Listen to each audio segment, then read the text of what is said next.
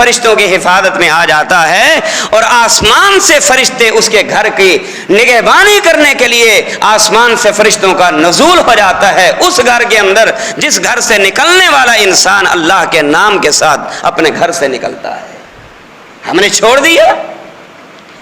جب چھوڑا معاشی بحران، جب چھوڑا قحط سالی، جب چھوڑا بدحالی، جب چھوڑ دیا پانی نہیں برس رہا، آسمان سے می کا پانی نہیں آ رہا، بارشیں نہیں آ رہی، لوگ تڑپ رہے، جانور تڑپ رہے، لوگ مر رہے، جانور مر رہے. میرے بھائیوں ان اسباب کو ہم اختیار کریں گے، اللہ کی قسم اللہ سے جو اللہ کی ناراضگی ہوگی وہ بھی ختم ہوگی اور دور جانے والے رحمتیں اور برکتیں بھی ان اعمال کے اختیار کرنے کے بعد وہ نزدیک ہو جائیں گی.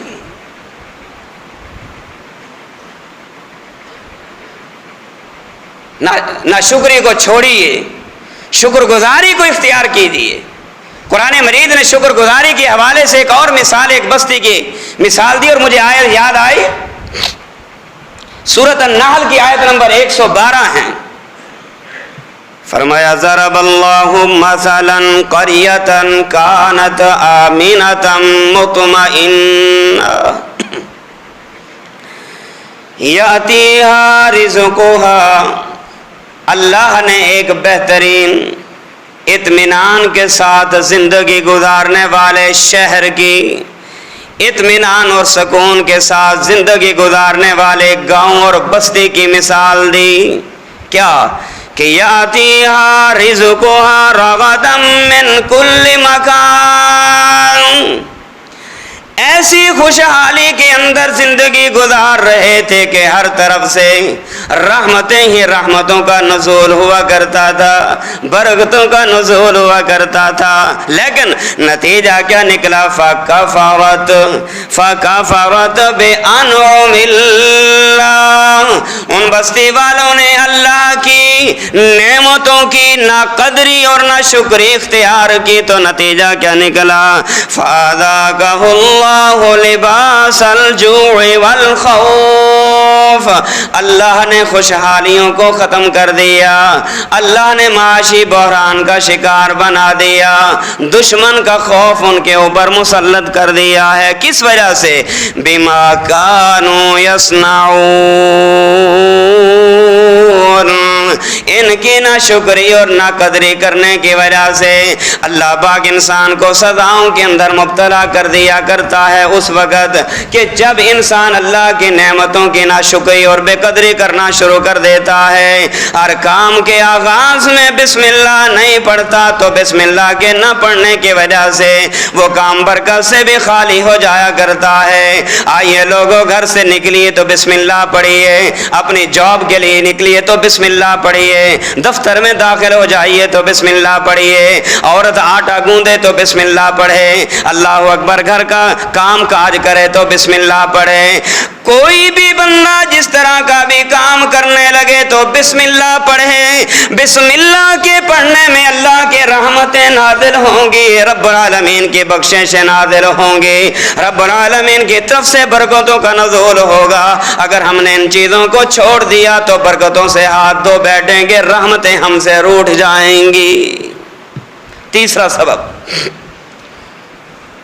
جو معاشی بحران کا سالی کا سبب بنتا ہے اور وہ یہ ہے رزق کی ناقدری.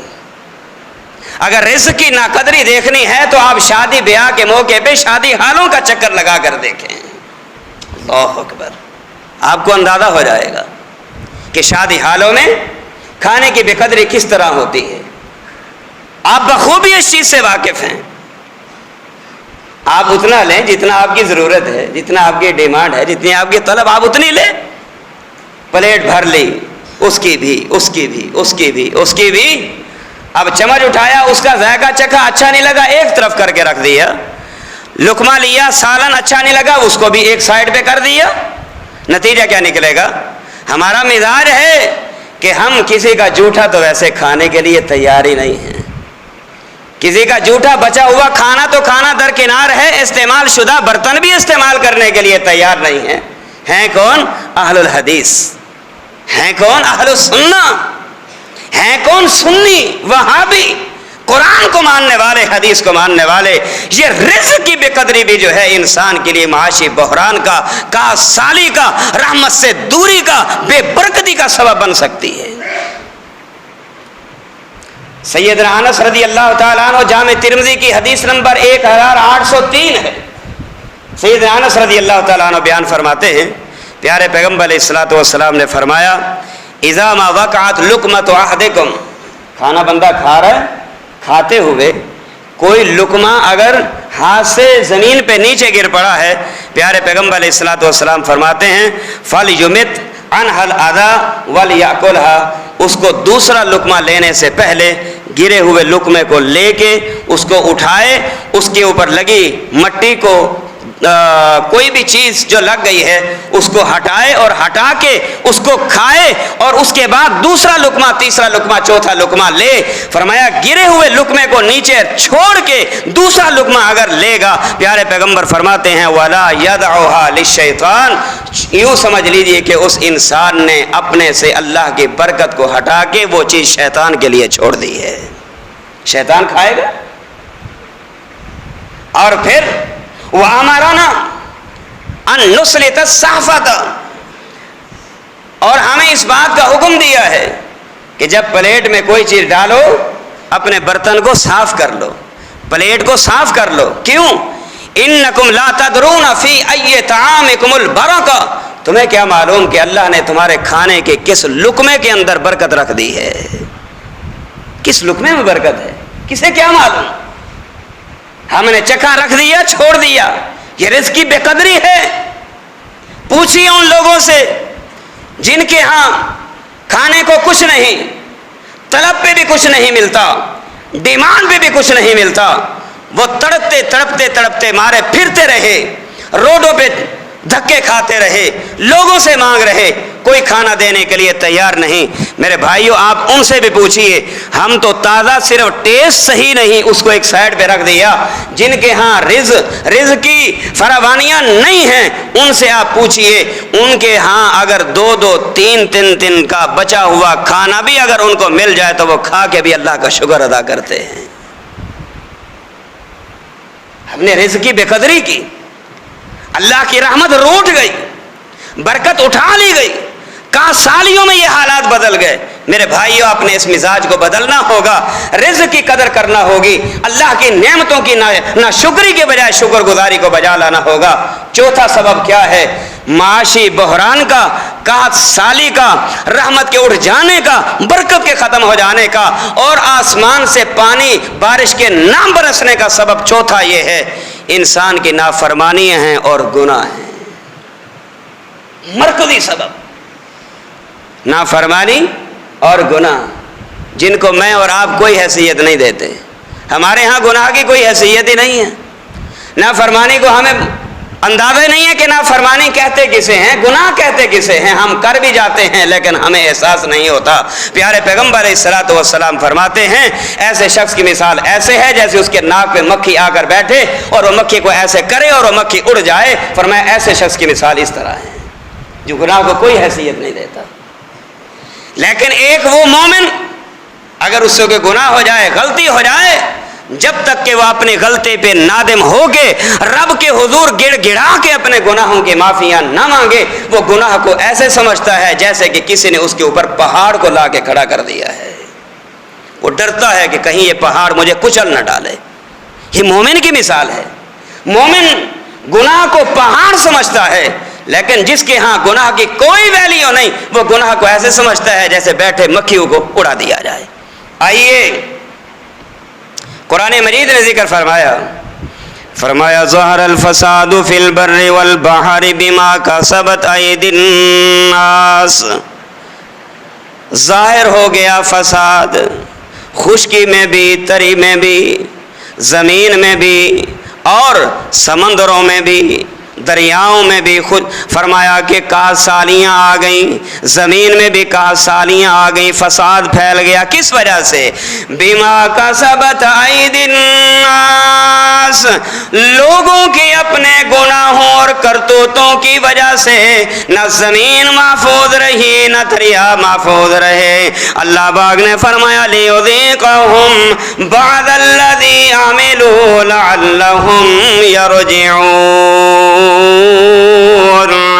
جب انسان کی نافرمانیاں بڑھ جاتی ہیں، جب انسان کے گناہ بڑھ جاتے ہیں، پھر ہم گناہوں کا مزہ چکھانے کے لیے انسان کے لیے معاشی بحران کا شکار بنا دیتے ہیں، کاسالیاں پیدا کر دیتے ہیں.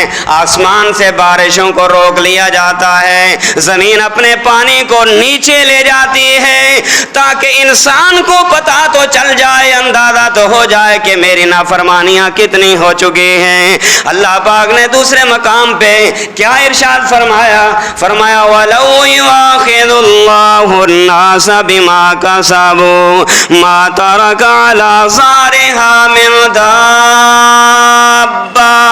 او بھولے بھالے انسان ذرا دیکھ تو صحیح، اگر میرے اور آپ کے گناہوں کی وجہ سے اگر اللہ انسان کو پکڑنے پہ آ جائے، انسان کے کرتوتوں کی وجہ سے انسان کا مواخذہ کرنے پہ آ جائے، اللہ پاک فرماتا ہے ان دنیا والوں میں سے کوئی بھی انسان دنیا کے اندر زندہ رہنے کا حق نہیں رکھتا. ہمیں حق ہی نہیں کہ ہم دنیا پہ زندہ رہیں. لیکن وَلَكِنْ يُؤَخِّرُهُمْ إِلَىٰ أَجَلٍ مُّسَمًّى. کبھی چلتے انسان کو گرا کے، صحت مند انسان کو بیماریوں میں مبتلا کر کے، کبھی خوشحالیوں کو بدحالی میں بدل کے، کبھی معاشی بحران کا شکار کر کے، کبھی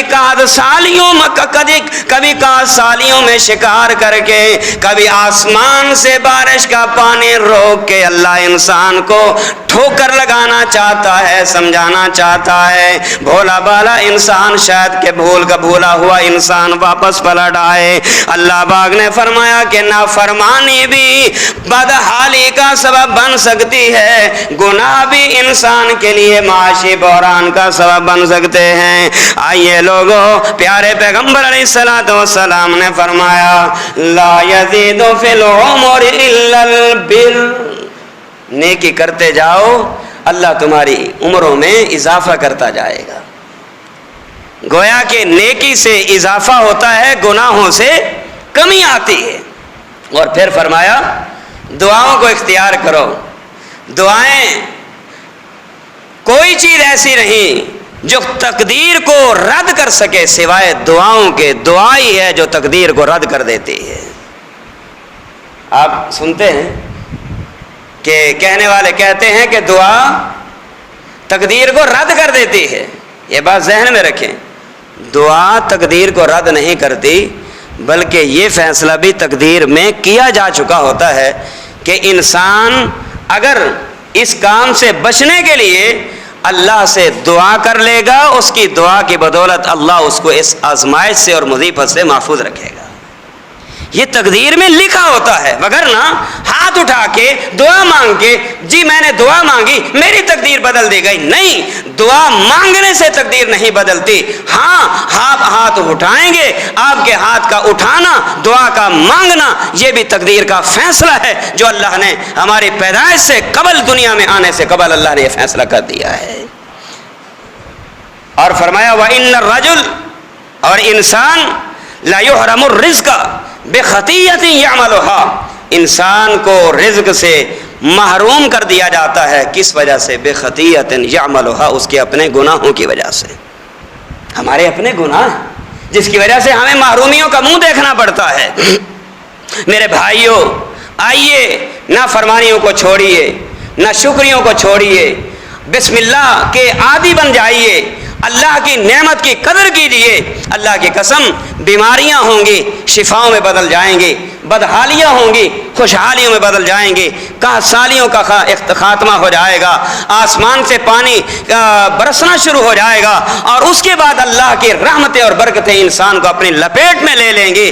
آئیے ایک اور سبب جس کی وجہ سے سالیوں کا منہ انسان کو دیکھنا پڑتا ہے، اور وہ یہ ہے کہ جب انسان قرآن سے منہ موڑتا ہے، سنت سے منہ موڑتا ہے، اللہ کے ذکر سے منہ موڑتا ہے، اللہ کے ذکر سے منہ موڑنے کے بعد، قرآن و سنت سے اعراض کرنے کے بعد بھی انسان معاشی بحران کا بھی شکار ہوتا ہے، کاسالیوں کا بھی شکار ہو جاتا ہے۔ جو آیت میں نے آپ کے سامنے خطبے میں پڑھی، آخری بات فرمایا وَمَنْ أَعْرَضَ عَنْ ذِكْرِي فَإِنَّ لَهُ مَعِيشَةً ضَنْكًا، جو بندہ بھی میرے ذکر سے اعراض کرے گا، میری یاد سے منہ موڑ لے گا، فَإِنَّ لَهُ مَعِيشَةً ضَنْكًا، میں اس کی معیشت کو تنگ کر دوں گا۔ پھر یہ تو دنیا میں سزا، آخرت میں کیا ملے گی؟ وَنَحْشُرُهُ يَوْمَ الْقِيَامَةِ أَعْمَى، جب قیامت والے دن اپنے قبر سے اٹھے گا، میدان معاشر میں آئے گا، دونوں آنکھوں سے نابینا ہوگا، اٹھتے ہی کہے گا رب لم حشرتنی اعمی وقد کنت بصیرا، اللہ میں تو دنیا میں دیکھنے والا تھا، دنیا میں بھاگ دوڑ کرنے والا تھا، آج مجھے قبر سے اٹھایا گیا، میدان میں لایا گیا، میری دونوں آنکھوں کی بینائی کو ختم کر دیا گیا ہے۔ اللہ پاک فرمائیں گے وَكَذَلِكَ أَتَتْكَ آيَاتُنَا فَنَسِيتَهَا، تیرے پاس میرا قرآن آیا، تو نے ان آنکھوں سے کبھی نہ دیکھا، تیرے پاس میرے محبوب کا فرمان آیا، تو نے اپنی ان آنکھوں سے کبھی نہ دیکھا، نتیجہ کیا نکلا؟ أَتَتْكَ آيَاتُنَا فَنَسِيتَهَا وَكَذَلِكَ الْيَوْمَ تُنْسَى، اور آج کے دن اللہ نے تجھے اپنے رحمت سے بھی دھتکار دیا، اپنی جنت سے محروم کر دیا۔ میرے بھائیو، یہ دنیا، یہ آخرت کی سزا ہے، اور دنیا کی سزا کیا ہے؟ دنیا کی سزا یہی ہے کہ جب انسان قرآن و سنت سے اعراض کرتا ہے، قرآن و سنت سے منہ موڑ لیتا ہے، اللہ کے ذکر کی پرواہ نہیں کرتا، اور نہ شکریوں پہ جب انسان تل جاتا ہے، تو نتیجہ کیا نکلتا ہے؟ آج آپ دیکھیں ریاست بہاولپور کا علاقہ چولیستان جو ہے بارش سے محروم ہے، وہ جانور بھی بارش سے محروم، چرند پرند بھی پانی سے محروم، اور اسی طرح انسان بھی پانی سے محروم ہیں۔ آپ سندھ کے تھر کو جا کر دیکھیں، ریتلے علاقے ہیں، ریت کے ٹیلے ہیں، دور دور تک آپ کو آبادیاں دکھائی نہیں دیں گی۔ کیا ہے؟ آج وہ پانی سے بلبلا رہے ہیں۔ ہاں جی، یہ پانی والی نعمت جو ہے اللہ کی بڑی عظیم نعمت ہے۔ ویسے تو جس چیز کو بھی دیکھا جائے، ہر چیز اللہ کی کاریگری پر جو ہے وہ دلالت کرتی ہے، اور اس سے یہ ثابت ہوتا ہے کہ یہ ہمارے لیے بڑی عظیم نعمت ہے۔ ہاتھ کو دیکھیں تو یہ بھی نعمت ہیں، کان دیکھیں تو نعمت ہیں، جسم دیکھیں تو نعمت ہیں۔ وفی انفسکم افلا تبصرون، نعمتوں کو دیکھنا چاہتے ہو، دور دیکھنے کی ضرورت نہیں، ہاں جی اوپر سے نیچے کی طرف دیکھ لو، اللہ کی نعمتیں تمہیں یاد آ جائیں گی۔ ان چیزوں کو دیکھ کے اللہ کی نعمت کی قدر کرنا ہوگی، بسم اللہ کی عادت بنانا ہوگی، نہ شکری کو چھوڑنا ہوگا، شکوے شکایت کو چھوڑنا ہوگا، اور اس کے بعد جو ہے رزق کی ناقدری کو ختم کر کے رزق کی قدر کرنا ہوگی، اور اس کے بعد نافرمانی اور گناہوں کو چھوڑنا ہوگا۔ اس کے ساتھ آخری بات کیا ہے کہ اللہ کے ذکر کو اختیار کرنا ہوگا، آخرت کے فکر کو اختیار کرنا ہوگا، اور اس کے ساتھ قرآن کو پڑھنا ہوگا، سنت کے مطابق عمل کرنا ہوگا۔ اللہ ہم سب کو سمجھنے کی، عمل کی توفیق عطا فرمائے۔